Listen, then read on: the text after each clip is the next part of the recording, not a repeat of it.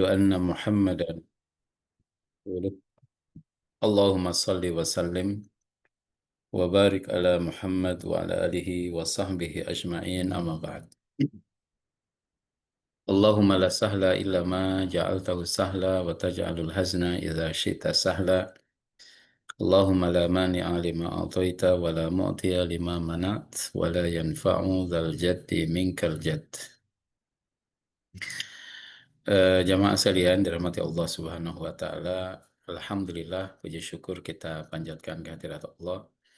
Salawat dan salam semoga senantiasa tercurah kepada Nabi yang mulia, Rasul teladan kita, Nabi Allah Muhammad Sallallahu Alaihi Wasallam, juga kepada keluarganya, para sahabat, para tabi'in, tabi'ut tabi'in, dan mudah-mudahan kita senantiasa istiqomah di jalannya, insyaallah ta'ala.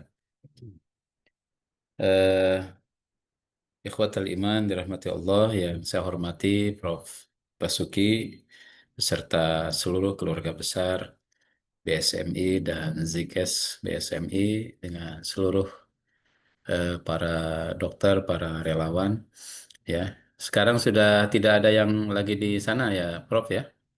Sudah balik semua, sudah nggak harus keluar kan, lagi diduduki Israel.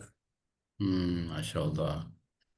Oh, jadi dalam jangka waktu ke depan ini belum ada info-info untuk Belum bisa masuk. balik. Belum bisa masuk ya. Ya, Ya, Masya Allah. Dan puncaknya tadi malam ya, kemarin malam, ngebom iya kantor karena Hamas. sesuai dengan rencana mereka begitu. Oh, Allahu Akbar. Ya, ini juga pada jamaah yang sudah hadir, ada Prof. Irdam, juga kemudian dari Ambon ya. Saya lihat tadi ada dari Ambon ikut hadir juga, dan Pak Haji Sulaiman, mudah-mudahan cepat sembuh, sehat ya. Ada kawan kita lagi dirawat di Persahabatan. Izin jamaah sekalian, saya share screen untuk kajian kita pada malam ini ya, insyaallah taala, yang ambil tema 24 jam bersama Rasulullah Shallallahu alaihi wasallam. Momentumnya adalah momentum bulan Maulid nih, Rabiul Awal ya. Kalau nggak salah sekarang kita di tanggal 17 ya. Di tanggal 17 bulan Rabiul Awal, kaum muslimin tanda petik ya memperingati dan merayakan kehadiran sosok agung yang luar biasa, Rasulullah Muhammad Sallallahu Alaihi Wasallam. Tapi kata Dr. Ali Qurrah Ali Al-Qurrah Dari ya, Ketua Ikatan Ulama Internasional. Dia mengatakan bukan hanya sekedar kelahirannya ya, tapi dengan lahirnya Rasulullah itu membawa cahaya dan menerangi kegelapan dunia. Yukhrijun nas minadh dhulumat ilan nur. Mengeluarkan manusia dari kegelapan menuju cahaya Islam yang terang benderang. Nah, seperti apa Bapak Ibu sekalian, pada kajian malam ini coba kita capture gitu ya.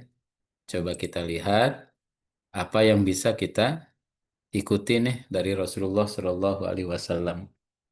Karena yang paling penting dari memperingati lahirnya Nabi tentu adalah mengikuti syariat yang dibawa oleh Nabi Shallallahu Alaihi Wasallam. Mengikuti syariatnya, menghidupkan sunnah-sunnahnya, kemudian eh, merefresh kembali syariat yang dibawa oleh Rasulullah, kemudian kita implementasikan dalam kehidupan sehari-hari. Bil khusus pada saat ini adalah bagaimana bisa eh, menanamkan kepedulian kepada saudara-saudara yang tertindas di tanah Gaza, di Palestina, sebagaimana contoh dari Rasulullah SAW. Bapak Ibu sekalian, dirahmati Allah Subhanahu wa taala, hari ini kita melihat dunia menghadapi berbagai macam problematika yang tidak sederhana ya. Sangat kompleks sekali permasalahannya, baik dalam ataupun luar negeri. Di dalam negeri kita melihat ada eh, fenomena korupsi yang angkanya sangat fantastis. Bukan lagi ratusan juta, bukan lagi miliaran, bahkan rekor semakin hari rekornya semakin luar biasa sampai angka ratusan triliun ya. Saya masih ingat dulu masih kecil tuh ada kasus di zaman Pak Soeharto, kasus Edi Tanzil, Edi Tansil ya, yang korupsi sekitar satu T gitu atau berapa ya. Itu menjadi headline news, surat kabar dalam sekian lama gitu. Nah, tapi ternyata hari ini lebih parah lagi ya, ratusan triliun, Masya Allah. Yang kebuka, yang belum terbuka ke publik tentu sangat, wallahu alam bisawab ya angkanya. Kemudian juga ada permasalahan judi online, permasalahan pinjaman online, permasalahan pejabat publik yang belakangan 2 pekan yang lalu kita menghadapi satu situasi yang tiba-tiba Jakarta chaos gitu. Jakarta rusuh, Jakarta bakar-bakaran dan lain sebagainya. Nah, nah, salah satu di antara isu yang kita baca ya respon kepada fenomena pejabat publik yang kurang merakyat lah gitu ya, flexing, pamer kekayaan dan lain sebagainya. Entah apa yang menunggangi isu itu sehingga menjadi pemicu kemarahan, kemudian bakar-bakaran. Ya, kita agak irasional juga gitu membacanya ya. Marahnya apa, tetapi yang menjadi korban apa? Ekonomi, etika, moral, dan lain sebagainya. Dalam dunia internasional juga kita masih melihat fenomena eh, genosida yang terus terjadi di Tanah Gaza. Bahkan beberapa hari terakhir ini ya, Prof, yang kita saksikan, Israel menyasar gedung-gedung tinggi, kemudian diratakan dengan tanah gitu. Kemudian minta kepada para penduduk di Gaza Utara untuk pindah ke selatan. Dan ini di depan mata kita. Kemudian kemarin ketika para pemimpin Hamas terbang dari Kairo untuk membicarakan tentang usulan terakhir dari Trump, rupanya itu semacam jebakan gitu. Ketika mereka kumpul di kantornya, kemudian ada 15 pesawat tempur ya yang menghujani, membombardir markas tersebut. Tapi juga dengan izin Allah Subhanahu wa taala mereka selamat, para pemimpin ini. Di antara apa nama info yang dibaca di media sosial ya, itu ada yang mengatakan mereka selamat karena sholat asar katanya. Jadi ketika mungkin sedang rapat masuk asar, kemudian mereka pergi ke musola untuk sholat tepat waktu berjamaah, dan mereka tinggalkan handphonenya di para pengawalnya. Dan posisi ruang rapat dengan musola cukup jauh, infonya begitu. Sementara Israel menargetkan berdasarkan sinyal GPS handphone mereka di mana, itu yang dibombardir. Tapi di situ sudah tidak ada para pemimpin karena sedang melaksanakan asar. Yang jadi korban adalah para pengawal, kemudian juga ketua kepala kantor ya, kepala kantor Biro Politik Hamas yang di Gaza, Dr. Khalil Al-Hayya, putranya beliau, dan lain sebagainya. Di sini juga kita melihat, Bapak Ibu, standar ganda penegakan hukum di dunia ini memang standar ganda, double standar ya, double standar. Ketika ada isu dulu penghinaan Nabi di Prancis, koran Charlie Hebdo kalau nggak salah. Kemudian ada orang yang tidak terima perlakuan dia kepada Nabi, ya, orang tersebut ditembak. Itu seluruh dunia datang berbelasungkawa ke Paris, termasuk beberapa pemimpin Arab waktu itu. Nah, kemudian mereka menyampaikan duka cita gitu. Kemudian kemarin juga beberapa hari yang lalu ada kasus ya penembakan di Al-Quds yang menewaskan beberapa orang Israel. Itu dikecam tuh, ada kecaman langsung. Selama ini yang diam langsung mengecam secara otomatis. Tapi mereka semuanya diam kepada perlakuan Israel di tanah Palestina di Gaza. Anak-anak 17.000, ibu-ibu ribuan, orang tua ribuan, ya, dan lain sebagainya. Tapi mereka diam. Ini standar ganda penegakan hukum, keberpihakan, lingkungan, ekonomi, keamanan, kepemimpinan, dan lain sebagainya. Nah, maka kondisi seperti itu juga terjadi ketika sebelum Rasulullah Shallallahu Alaihi Wasallam dulu diutus oleh Allah. Sebelum Rasul diutus oleh Allah Subhanahu Wa Taala, persis manusia ada pada zulumat, ada pada kegelapan, hukum tidak tegak, standar ganda, rasis, pembunuhan, peperangan, perampasan aset, perampokan, pemerkosaan, perjudian, dan lain sebagainya. Ya, manusia dalam hegemoni dua kekuatan besar, Persia, Romawi. Bahkan seorang sejarawan dari Inggris ya, Inggris Raya, Wales, dia bilang sampai abad ke-6 itu adalah masa kegelapan yang paling puncak yang dialami oleh dunia. Pembunuhan, nyawa manusia murah, dan lain sebagainya.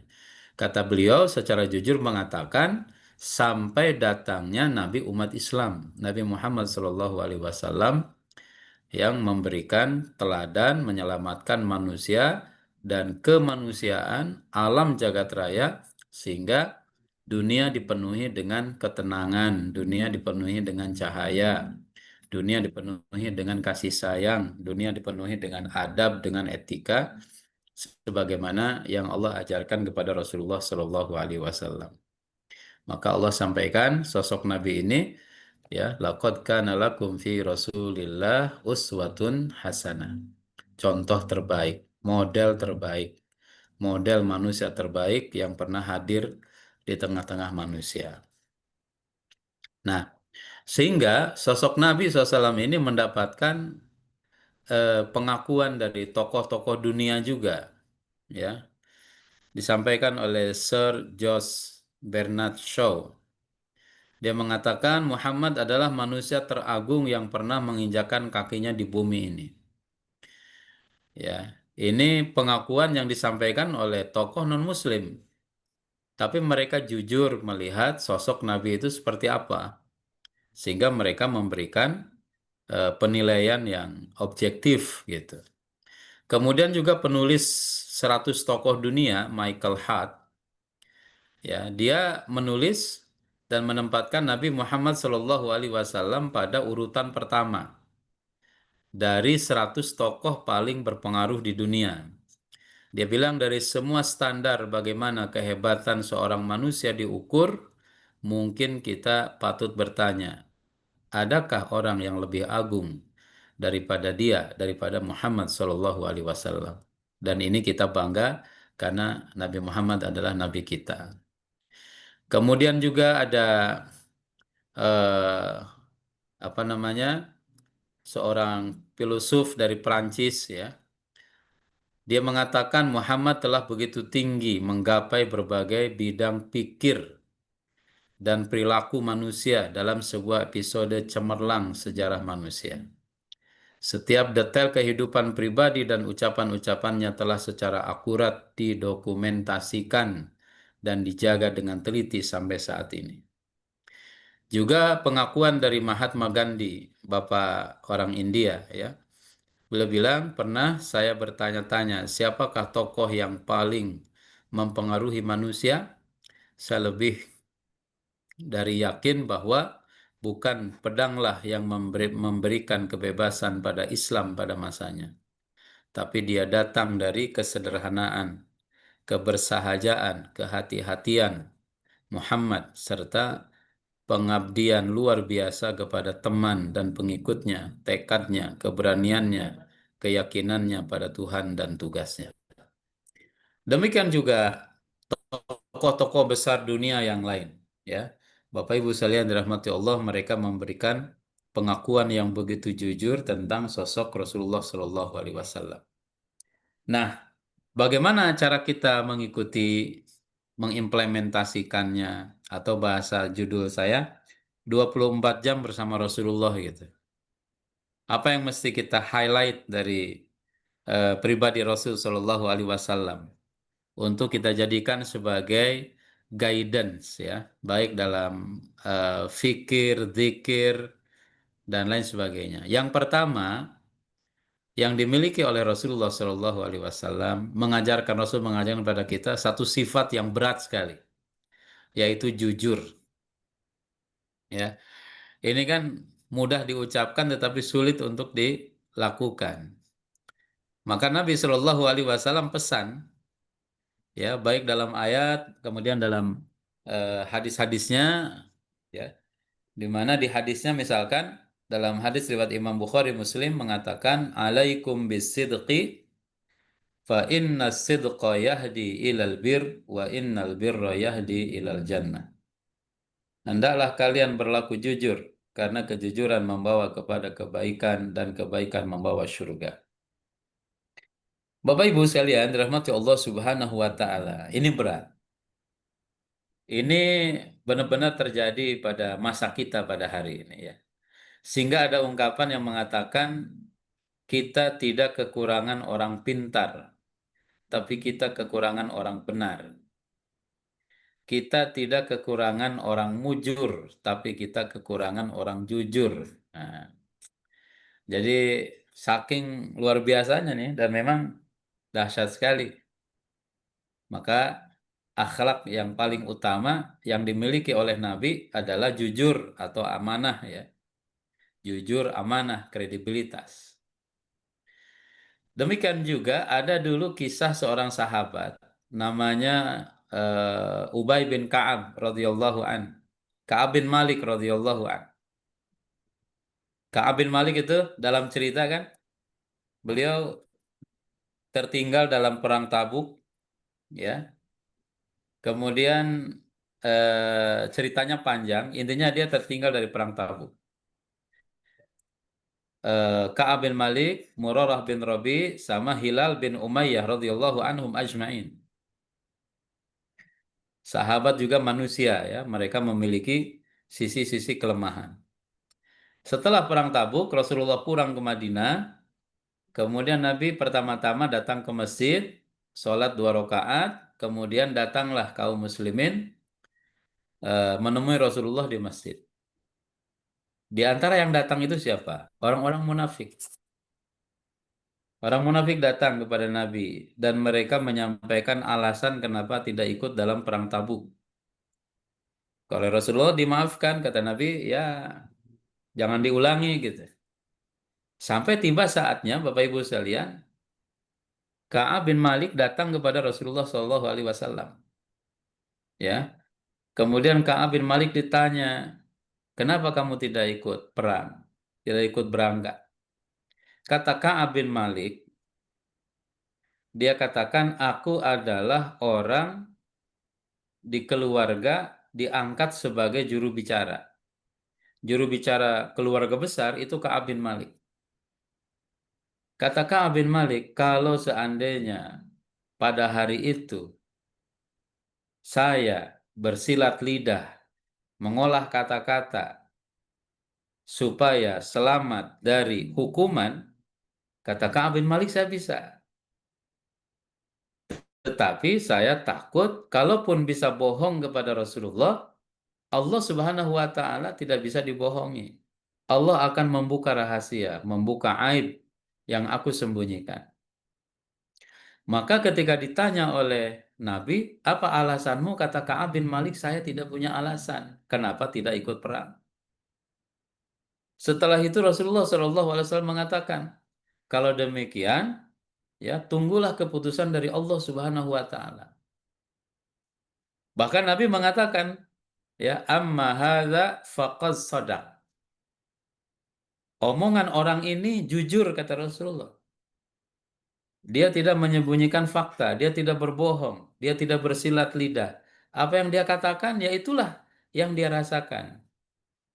Tidak ada alasan yang dicari-cari. Kata Ka'ab bin Malik, ya, dia katakan, laisa li uzrun, saya tidak punya alasan. Kenapa saya nggak berangkat perang? Padahal Ka'ab bin Malik mengatakan, kalau saya mau beralasan, mau bersilat lidah, saya adalah orang yang paling pandai menjadi juru bicara di keluarga besar. Tapi saya takut Allah membuka rahasia. Kemudian setelah itu, Bapak Ibu sekalian, apa yang Allah berikan kepada Ka'ab bin Malik? Dihukum tuh oleh Allah. 40 hari, 40 malam, seluruh penduduk Madinah tidak boleh berbicara kepada Ka'ab bin Malik. Hatta salam pun tidak dijawab oleh penduduk Madinah. Hatta dia salam kepada Nabi, Rasul nggak jawab salam. Tapi bukan berarti Rasulullah Shallallahu Alaihi Wasallam tidak perhatian sama Kaab. Kalau dalam sholat katanya tuh boleh dibilang agak semacam apa romantis juga gitu ya. Kaab menoleh kepada Nabi, tapi Nabi pura-pura tidak ngelihat dia. Ketika Kaab tidak melihat Nabi, Nabi menoleh kepada Kaab. Tapi itulah hukuman dari Allah Subhanahu wa taala yang mesti dijalani. Kemudian nanti setelah masuk ke hari 41, Kaab diminta untuk memulangkan istrinya kepada keluarga. Sehingga dia sendiri di rumah. Tidak ada teman curhat, tidak ada teman ngobrol. Dia berdua dengan Allah Subhanahu wa taala supaya taubatnya benar-benar.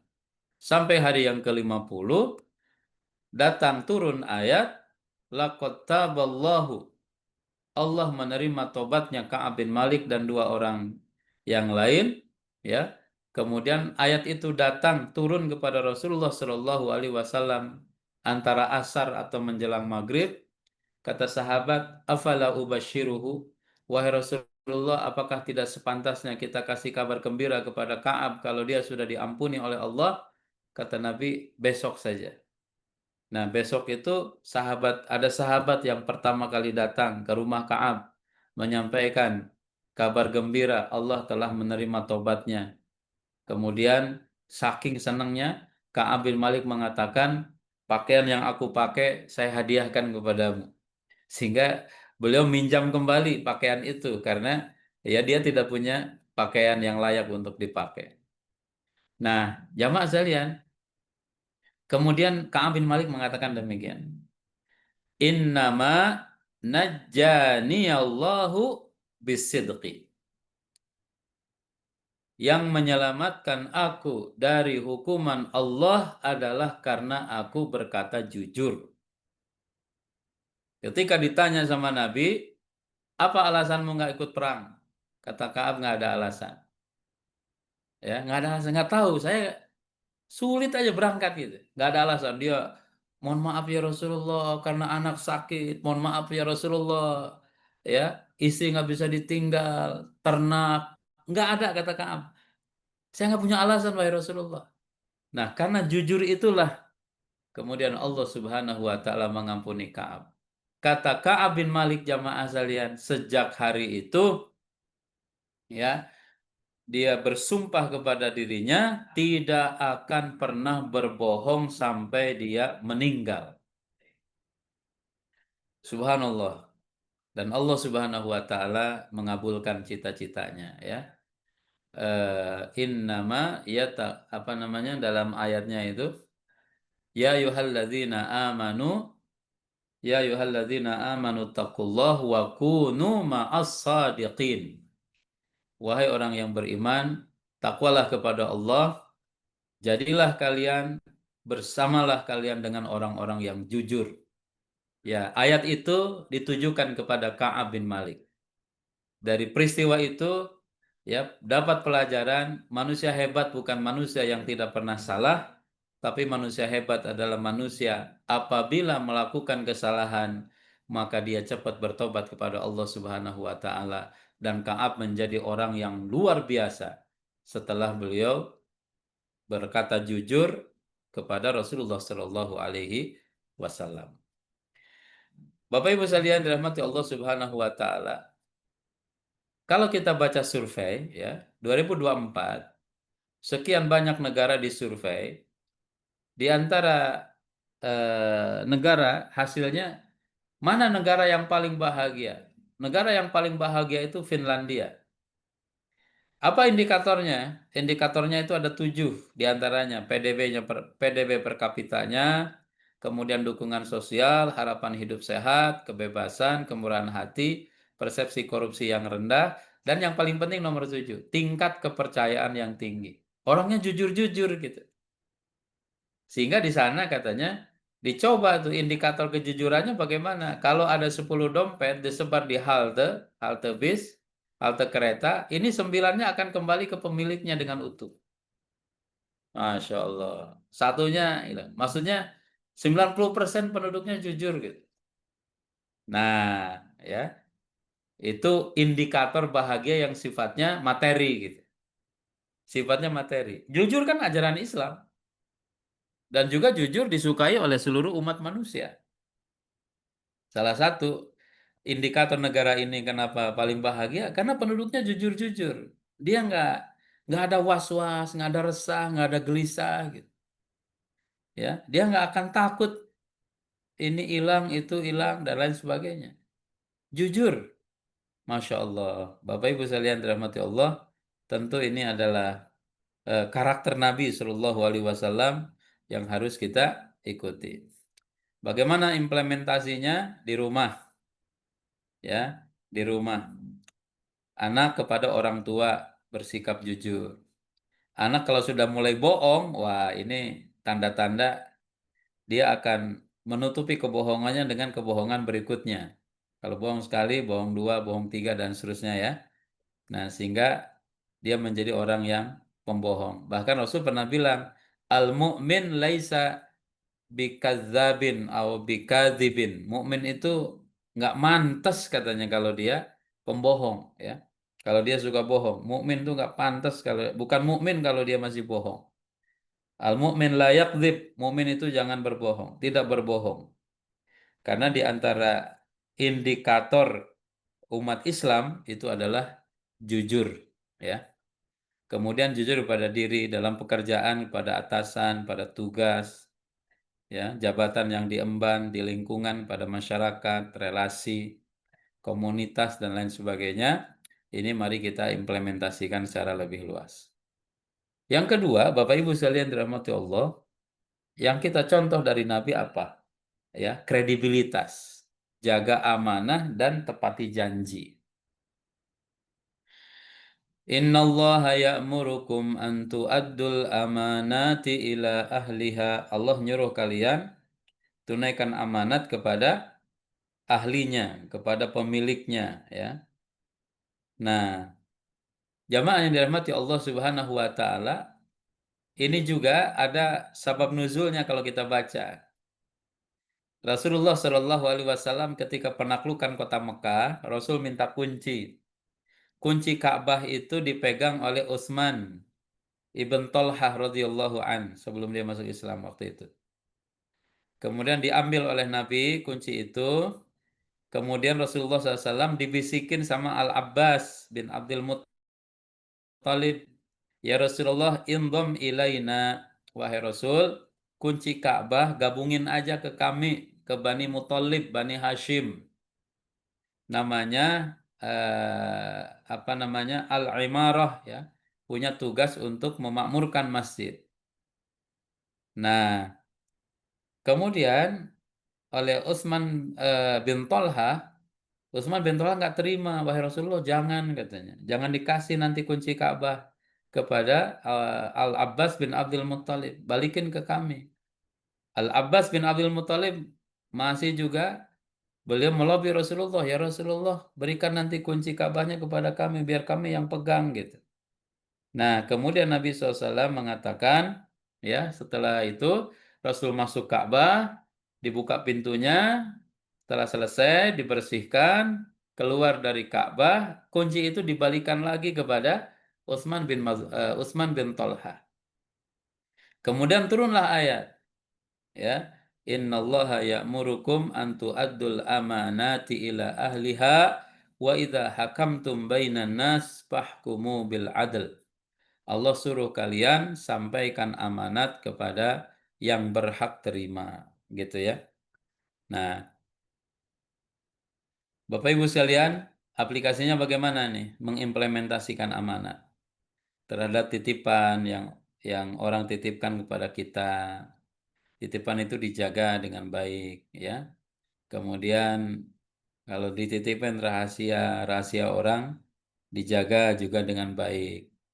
Kemudian waktu yang diamanahkan, atau waktu dalam janji pertemuan misalkan. Kemudian posisi tidak disalahgunakan untuk kepentingan-kepentingan yang bertentangan dengan nomenklatur di kantor.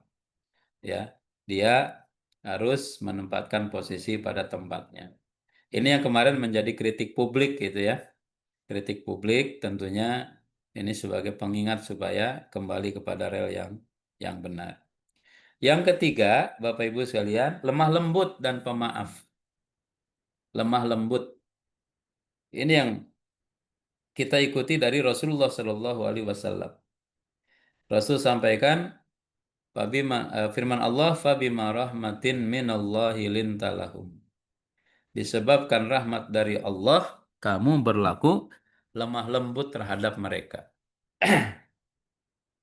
Walau kunta faddan ghalidhal qalbi lan faddu min haulik.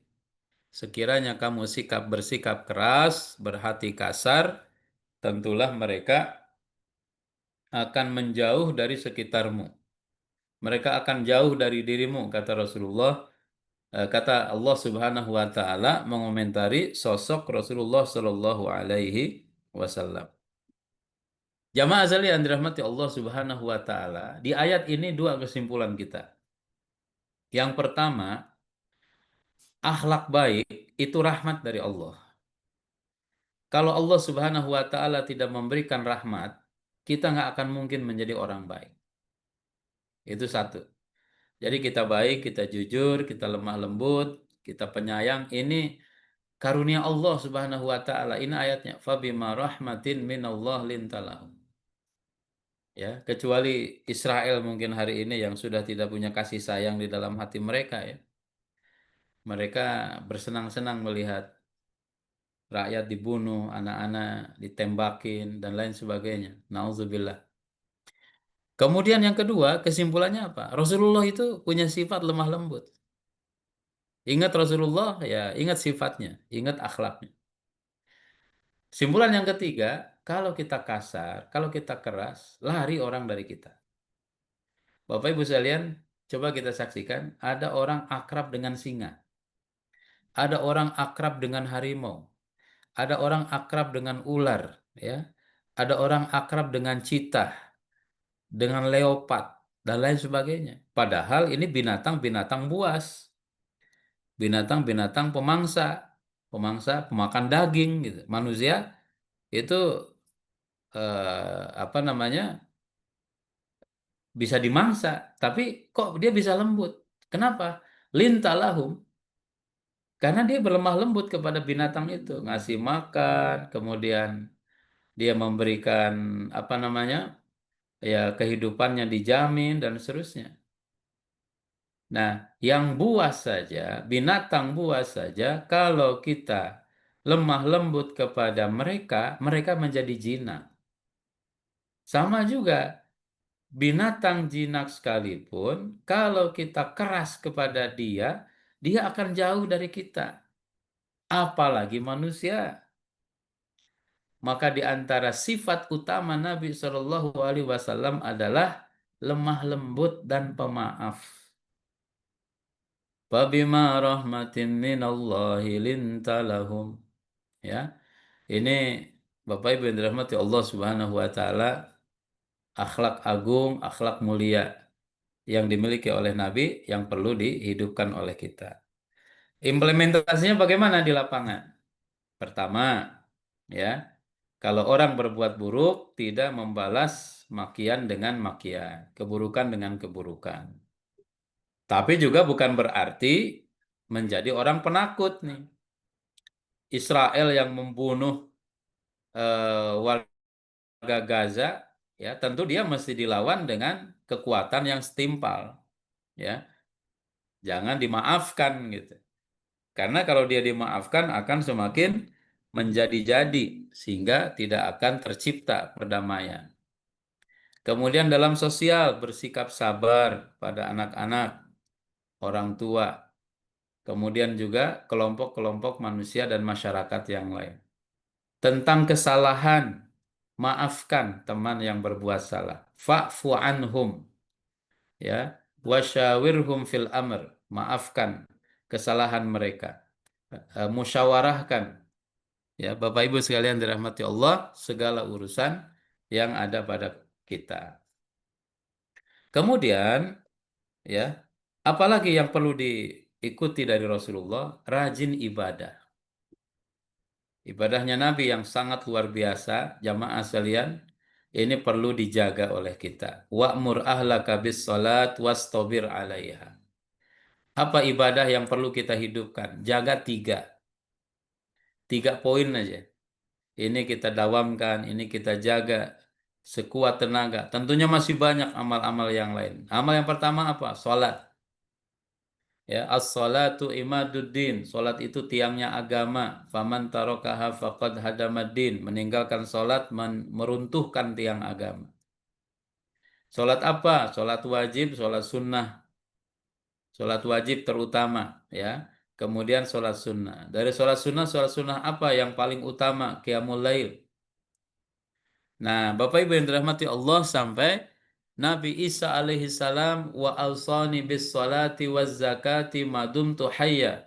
Allah wasiatkan kepadaku, kata Nabi Isa, untuk jaga salat, jaga zakat selama aku hidup. Jangan sampai tidak salat, jangan sampai meninggalkan salat sesibuk apapun, sepadat apapun acaranya, agendanya, yang penting salat masih terus kita jaga. Ini ibadah yang mesti diikuti dari Nabi. Kalau kita cinta Nabi, ya, sayang kepada Nabi, minta syafaat Nabi, tapi kagak mau sholat, gimana tuh? Mendapat syafaat dari Rasulullah Shallallahu Alaihi Wasallam. Sholat ditinggalin, ya. Nah, kalau sholat udah bagus, nanti kita tingkatkan, Bapak Ibu sekalian. Tingkatkan dari sholat yang tadinya asal sholat menjadi sholat berjamaah, ya, tepat waktu. Udah berjamaah, udah tepat waktu, tingkatin lagi sholatnya yang khusyuk sholatnya. Alladzina hum fi sholatihim khashi'un. Yang sholatnya khusyuk. Yang sholat khusyuk itu ketika dia merasakan ketenangan, ya, dalam sholat. Rasul datang kepada Bilal, ya Bilal, arihna bis sholat. Wahai Bilal, berikan kepadaku waktu rehat dengan sholat. Rasul kalau lagi sholat, fokus, munajat kepada Allah Subhanahu wa Ta'ala, maka dia merasakan kenikmatan batin yang luar biasa, sehingga itu menjadi nutrisi, menjadi energi baru, energi ruhiyah yang sangat luar biasa, ya, dari sholat. Kemudian yang kedua, Al-Quran, Bapak Ibu sekalian. Ibadah yang perlu kita jaga, mencontoh Nabi Shallallahu Alaihi Wasallam adalah Al-Quranul Karim. Ya, Al-Quran itu dengan program apa? Dengan program 5T. Pertama, T, tilawah, baca. Ini juga kalau mau konsisten tuh berat sekali, luar biasa ya. Berat sekali. Kalau bisa 1 juz sehari itu udah hebat banget. Keren. Top. Asal bisa dijaga istiqomahnya ya. Odos, one day, one juz. Nah, karena yang berat itu adalah bukan namatinnya, tetapi bisa nggak setiap hari kita baca. Tiada hari tanpa baca Quran. Sebagaimana tiada hari tanpa baca WA. Nah, kalau WA aja kita bisa baca, kenapa Quran nggak bisa dibaca? Emang berat. Nah, itulah setannya gede di situ. Sesuatu yang berat untuk dilakukan berarti pahalanya juga gede. Nah, kita mesti pandai-pandai. Ah, ini semangat sekali nih saya melakukan ini. Oh, setannya gede juga di situ, perlu ditinggalkan.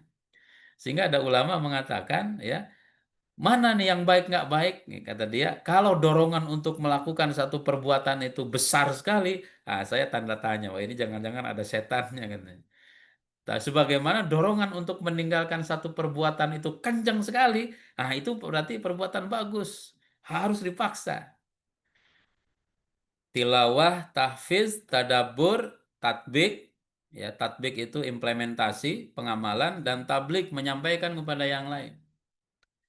Demi Allah jamaah sekalian, kata Dr. Torik Swaidan, kemudian juga kata Dr.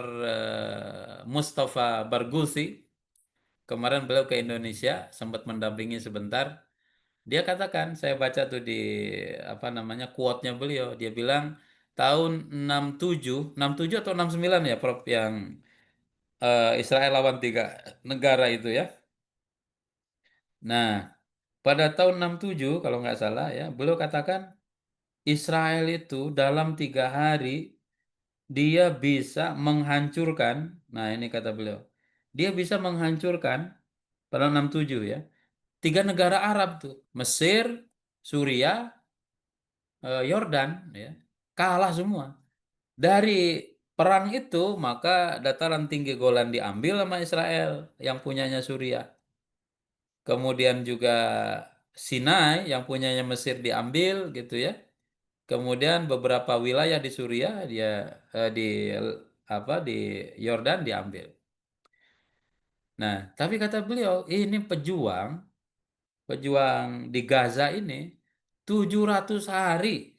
Bayangin, 700 hari masih bisa bertahan, masih bisa melakukan operasi, ya. Padahal mereka sudah diembargo 19 tahun yang lalu. Nggak tahu tuh, masih bisa kokoh, bisa kuat. Padahal itu negara, bukan negara, bahkan kota ya, 360 kilometer persegi. Tapi mereka masih bisa bertahan. Apa rahasianya? Saya baca Asharul Quran, pengaruh Al-Quran, efek pengaruh Al-Quran kepada kekuatan mentalitas penduduk Gaza. Ini Quran. Ya tentu dengan ibadah wajib yang lain ya, sholat, Quran. Makanya ibu-ibu di sana, anak-anak di sana meskipun suasana perang, tapi mereka tidak liburan untuk baca Quran, nggak libur. Mereka tidak tetap program Muhoyam Quran jalan, program tahfidz Quran jalan, ya. Kita nggak perang, nggak apa, tahfidznya nggak jalan kita. Tilawahnya aja nggak jalan, apa mesti perang dulu nih? Tentu tidak ya. Tapi Bapak Ibu sekalian rahasia. Maka kami di kampus saya STIT Anu AMI, kita punya program Al-Quran. Di program Quran itu ada 4 program. Menghafal 30 juz, kemudian yang kedua mendapatkan standar pengajar Quran metode Utsmani, ya. Kemudian yang ketiga memahami 100 ayat tarbiyah dan dakwah. Kemudian yang keempat punya sertifikasi certified untuk mengelola rumah Quran. Karena sumber kekuatan kita ini di Quran ini Bapak Ibu sekalian. Saya ajak kepada jamaah ini ada 59 partisipan ya, Quran Quran Quran. Insya Allah kalau kita dengan Quran, mulai dari Quran, hidup untuk Quran, hidupkan Quran, barokah, barokah, barokah dari Allah Subhanahu wa taala. Ya. Kalau kita cuma baca selembar 2 lembar sehari aja berkahnya luar biasa, apalagi sampai ya ditahfidz, dihafal, tadabbur, tatbik, diamalkan, ditablik, sampaikan. Tentu efek pahalanya akan sangat luar biasa. Kemudian ibadah puasa dan ibadah-ibadah yang lain tentunya jamaah sekalian. Yang kelima, ya, apa yang mesti kita pelajari dan kita hidupkan dari sunnah Nabi? Hidup sederhana Rasulullah. Ya Rasulullah hidupnya sederhana, tidak mewah-mewah, tidak megah-megah. Bahkan dibimbing oleh Allah, wa kulu washrabu wa la tusrifu innahu la yuhibbul musrifin. Makan dan minumlah tetapi jangan berlebihan. Sungguhnya Allah tidak menyukai orang-orang yang berlebih-lebihan. Al-A'raf ayat 31. Bapak Ibu sekalian coba searching ya, googling gitu. Berapa juta ton makanan terbuang setiap tahun? Itu angkanya fantastis ya. Angkanya fantastis. Makanan terbuang. Padahal di depan mata ada 2 juta orang kelaparan gitu. Ada negara-negara Afrika kelaparan. Tapi ada sisi yang lain, manusia ya yang buang-buang makanan. Manusia yang obesitas, ya, kelebihan berat badan gitu karena kebanyakan makan. Nah, Rasul ajarkan kepada kita hidup sederhana, ya, hidup sederhana. Meskipun kalau di kita ya kalau makan di sederhana, tidak sederhana juga bayarnya, ya. Makan di warung sederhana nggak sederhana, Prof, bayarnya, Prof. Meskipun sederhana katanya, ya. Iya. Kemudian yang lainnya, jamaah sekalian, implementasinya apa? Nggak boros, ya, nggak boros, ya, tidak tidak aji mumpung gitu. Selagi ini nggak. Tetap saja. Rasul bahkan pernah ngajarin kita, kalaupun kita wudhu di sungai, jangan mentang-mentang di sungai gitu ya, nyebur, kemudian ya boros dengan air, meskipun airnya ya tersedia, tapi tetap aja kita diajarkan untuk berhemat. Ya, kemudian aplikasinya apa? Tidak pamer, ya, jangan flexing, jangan pamer. Kita harus pandai meraba kesulitan orang lain, kesusahan orang lain. Benar kita susah, benar kita ada, kita punya, tapi kan ya ada orang yang ngelihat kita, ada orang yang em, apa namanya mengawasi kita, makanya Islam tidak mengajarkan itu. Kemudian hidup yang efisien ya. Yang kelima, jaga silaturahim. Ya, ajaran Nabi, jaga silaturahim. La yadkhulul jannah qati'ur rahim. Tidak akan masuk surga orang yang memutus tali silaturahim. Nah, bagaimana aplikasinya? Kalau ada yang sakit, kita jengukin, ya, saudara, mobil khusus, keluarga, dan lain sebagainya. Kemudian kalau punya makanan berlebih, kita berbagi dengan yang lain. Berbagi rezeki. Kalau ada orang yang bertengkar, ada orang yang bersengketa, kita menjadi mediator, ya, mediasi itu, supaya terjadi perdamaian, supaya tidak ada gontok-gontokan, perselisihan, pertentangan, ya, bahkan sampai pertempuran dan hal yang lebih parah daripada itu. Kemudian yang ketujuh, cintai ilmu, Bapak Ibu sekalian. Kalau cinta Nabi harus cinta ilmu, ya. Jangan cinta ilmu itu kalau bahasa sekarang namanya perkuat literasi ya. Literasi. Jangan main sarser-sarser di WA sebelum dibaca. Ada ungkapan saring sebelum sharing ya. Saring dulu baru sharing. Kan ada orang yang apa namanya latah gitu. Masuk share lagi. Tapi di situ dia ngasih ini pertanyaan, ya, mohon info, apakah info ini benar nggak? Ya, kalau memang kamu belum tahu jangan share dulu. Karena tidak setiap orang yang menerima info itu akan dia validasi gitu. Nah, kalaupun mau validasi, mungkin share-nya jangan di grup, share kepada orang tertentu supaya dia memberikan pandangan gitu ya. Nah, hari ini Bapak Ibu sekalian, sharing itu perlu penting sekali. Nah, cinta ilmu ngaji ini penting, belajar ini penting, ya. Itu contoh Rasulullah SAW. Aplikasinya apa? Senang baca. Baca apa? Baca teks ataupun baca konteks. Kemudian belajar. Belajar apa? Ada ilmu fardu ain, ada ilmu fardu kifayah. Nah, ini mesti lurus juga, ini teorinya Imam Ghazali ya. Ilmu fardu ain dan ilmu fardu kifayah. Kemudian apalagi beramal. Setelah punya ilmu, amalin. Al ilmu bila amal kasyajar bila samar. Ilmu tanpa amal ibarat pohon tak berbuah. Kemudian yang terakhir, ya Bapak Ibu sekalian dirahmati Allah, dakwah. Dakwah kan.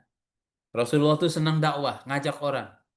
Ajak orang kepada kebaikan, ajak orang kepada Islam. Wal takum minkum ummah yad'una ilal khair wa ya'muruna bil ma'ruf wa yanhauna 'anil munkar.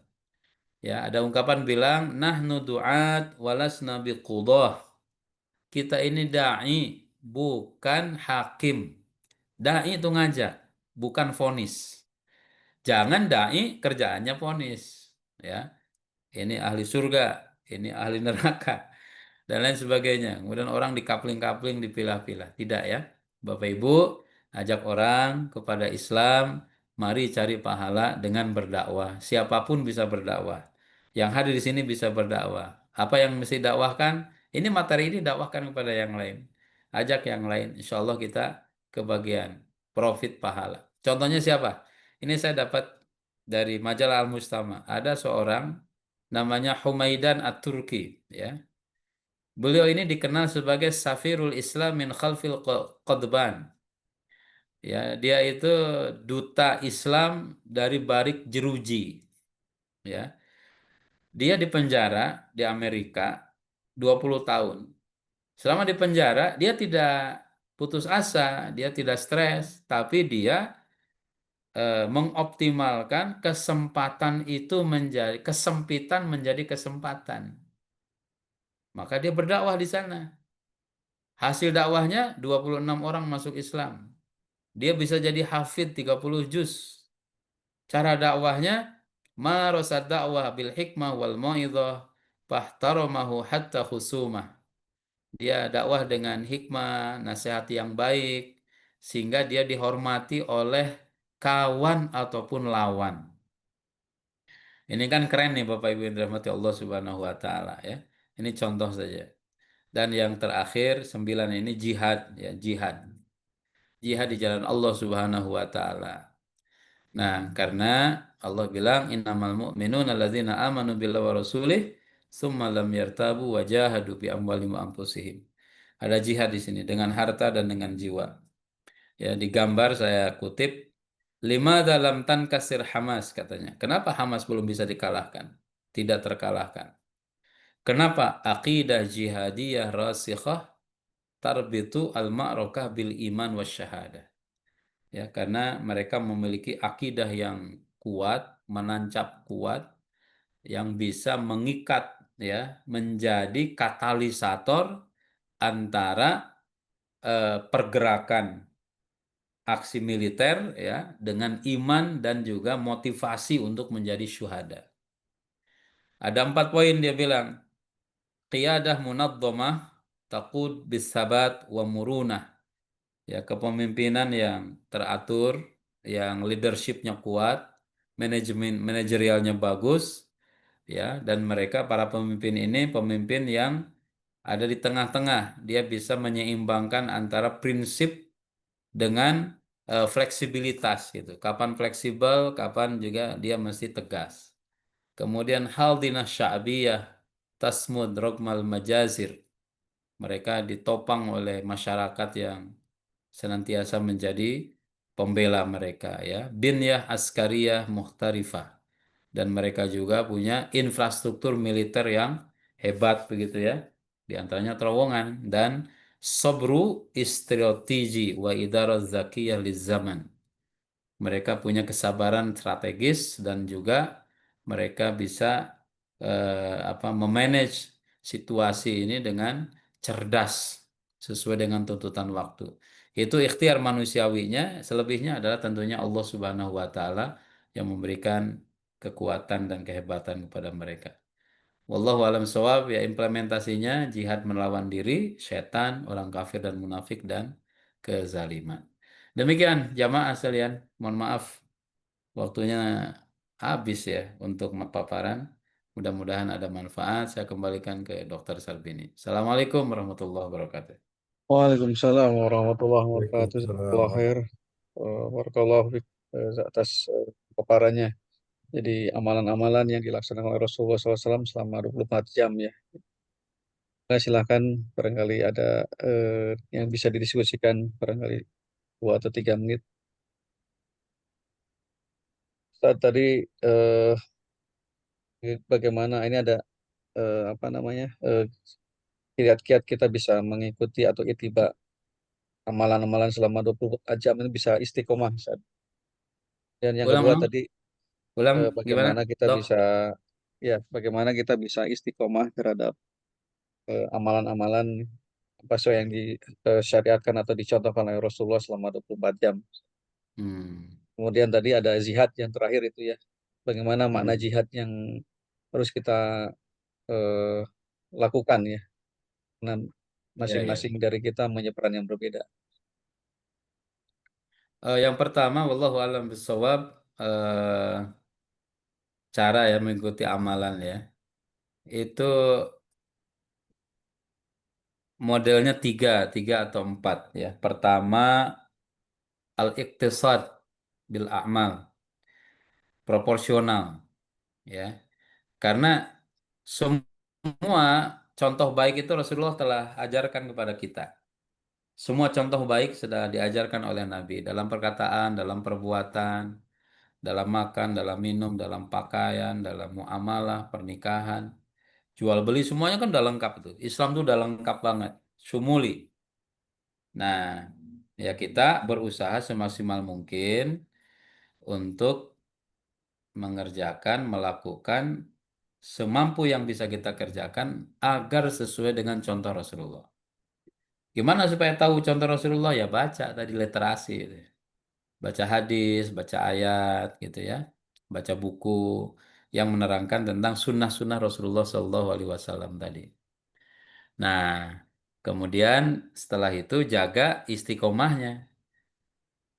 Sedikit tetapi langgeng gitu. Khairul apa namanya? eh, Afdalul a'mal ilallahi adwamuha wa in qalla. Amal terbaik, amal yang paling konsisten meskipun sedikit. Nah, yang ketiga, banyak-banyak doa supaya kita dimudahkan oleh Allah untuk mengikuti sunnah-sunnah Nabi tersebut. Yang keempat, gabung sama komunitas yang menghidupkan sunnah-sunnah Rasul. Orang-orang soleh lah, ya. Gabung dengan orang-orang soleh, orang-orang baik. Karena Rasul bilang kalau gabung dengan tukang minyak wangi, kalaupun nggak beli minyaknya, wanginya kebagian. Gabung sama pandai besi, kalaupun kita nggak dekat sama mereka, tetapi debu arangnya kebagian, bau apaknya kebagian gitu. Ya, meskipun orang baik gabung sama penjudi jadi bisa jadi penjudi dia, bisa jadi pemabok gitu ya, bisa jadi pezina dan lain sebagainya. Itu penting. Empat poin itu insya Allah menjadi langkah kita untuk menghidupkan sunnah Rasulullah. Semampu yang bisa dilakukan. Makna jihad, jihad tadi saya percepat ya, itu ada empat. Jihad itu tidak hanya identik dengan angkat senjata ya. Jihad itu ada kata Imam Ibnu Qayyim tuh. Ada tingkatan, ada empat tingkatan jihad. Jihad, jihadun nafas, ya, jihad mengendalikan diri. Apa jihad dalam level ini? Cari kebenaran. Kebenaran itu harus dicari, ya. Kemudian setelah dapat kebenaran, amalkan kebenaran itu. Setelah diamalkan, maka harus pertebal kesabaran dari gangguan orang yang tidak suka kita melakukan kebaikan. Nah, kemudian jihad melawan setan, subhat, syahwat, jihad melawan orang kafir dan orang munafik dengan tangan, lisan, harta, dan hati, dan jihad melawan kezaliman. Ya, jihad melawan kezaliman ini nasihat dan teguran. Dan yang kelima nggak masuk di sini, jihadul a'da. Ya, jihad di sini nih maksudnya jihadul a'da dengan senjata, dengan kekuatan. Nah, jadi jangan juga dibuang, ya, nggak ada dibuang apa namanya jihad melawan musuh, ngangkat senjata itu ada. Contohnya Palestina dan itu ada dalam Islam. Nah, jangan dibuang gitu.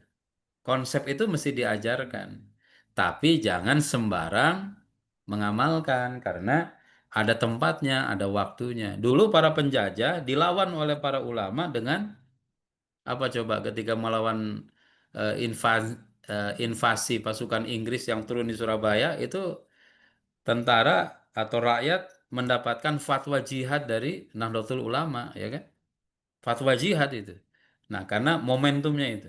Indonesia hari ini ya, di mana nih? Ya mungkin kita pertama diri ya. Yang kedua lawan setan nih ya. Setan, syubhat, syahwat. Syubhat ini pikiran, Bapak Ibu sekalian. Eh, apa namanya? Kepengaruh itu Islam nggak sempurna, Islam nggak, mohon maaf, nggak jelas gitu. Misalkan kalau ada yang bilang begitu, ah ini berarti otaknya error. Itu harus di scanning gitu. Harus di scan. Namanya Islamic worldview ya, itu untuk meriset cara pikir dia, cara pandang dia terhadap alam jagat raya ya, versi Islam, Islamic worldview. Syahwatnya, nah ini mesti dikendalikan. Gitu ya. Ya demikian, wallahu a'lam bishawab. Dok, Barakallahu fiik. Silakan Prof. Barangkali ada yang mau didiskusikan, ya kan? di chat nggak ada lagi yang bertanya ya? Tidak ada Ustaz. Ah, oke, siap. Wallahu a'lam bishawab. Ibu Lina tadi ya di Baik. chat itu udah dijelaskan barusan ya Bu ya. Slide terakhir. Ustaz yang Oke. terakhir tentang jihad ya. Tadi. Oke. Wallahu a'lam bishawab. Silakan Prof. Ada yang mau disampaikan Prof. Ya, Mbak. Kemarin saya sempat maulid tapi di Damaskus ya. Hmm. Jadi memang rupanya mereka juga mengadakan peringatan maulid di apa di masyarakat, bagi-bagi permen, anak-anak tuh Hmm. suka ya Hmm. di budaya itu menghormati Rasulullah SAW, khutbah di masjid-masjid, dan memang Islam itu jadi rahmah begitu karena termasuk tanah Syam saat itu. Iya, iya.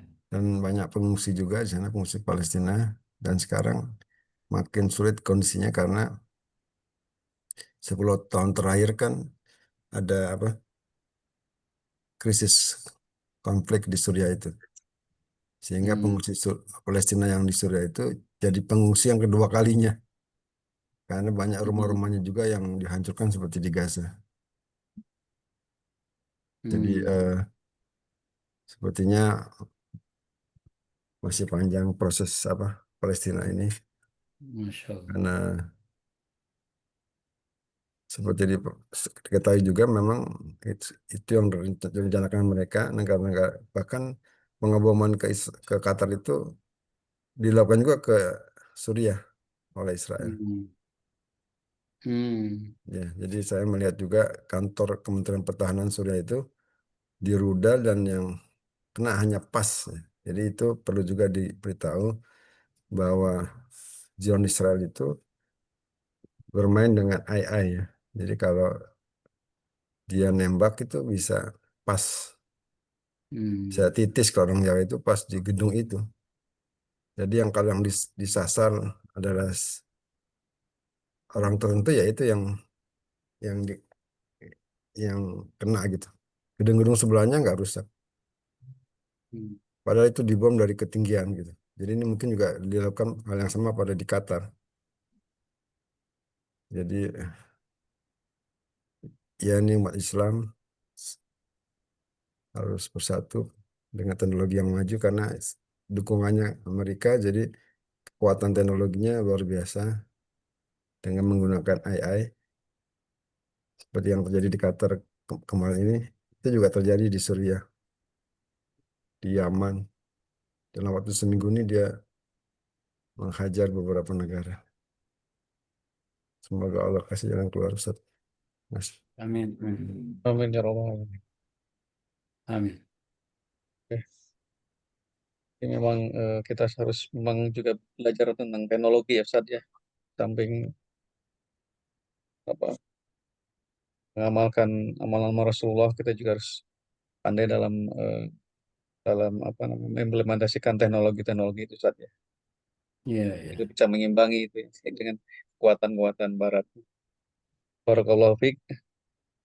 Barangkali kalau tidak ada, marilah kita akhiri kajian Puan Zika semalam hari ini. Jazakallah khair kepada Ustaz semua yang diberikan. Semoga kita bisa ittiba usul apa yang disampaikan. Marilah kita akhiri kajian malam hari dengan baca kepada Subhanallah wa bihamdika asyhadu an la ilaha illa Subhanallah anta wa astaghfiruka wa bihamdihi. atubu Asyhadu ilaik. an la ilaha illa anta astaghfiruka wa atubu ilaik. Assalamualaikum warahmatullahi wabarakatuh. Waalaikumsalam Ustaz, warahmatullahi wabarakatuh. Ustaz Bini, terima kasih ya. Assalamualaikum. Waalaikumsalam.